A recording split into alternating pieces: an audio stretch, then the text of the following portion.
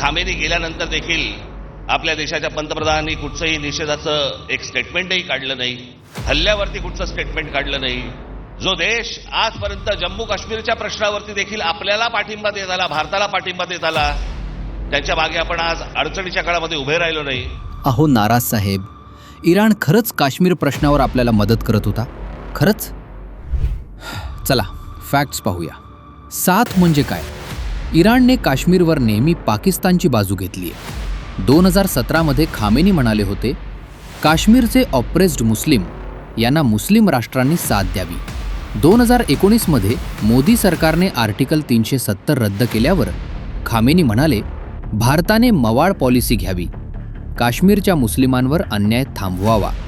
Iran OICमध्ये नेहमी काश्मीरवर पाकिस्तानला support करतं. 1994चा अपवाद सोडला तर इराणने भारताच्या बाजूने कधीच ठाम उभं राहिलेलं नाही. उलट खामेनी CAA दिल्ली दंगलीवरही भारतावर टीका करत राहिले.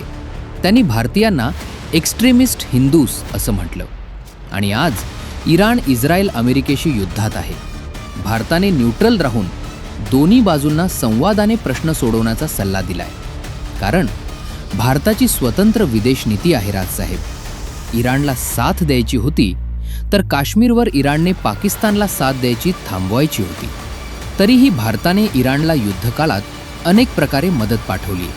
तुमचे दुतोंडी बोलणं जनतेला आता नकोसं झालंय. महाराष्ट्र आणि भारताला अशा लेट लतीफ सल्ल्याची गरज नाही. आम्हाला फॅक्ट्स आणि राष्ट्रहित हवंय.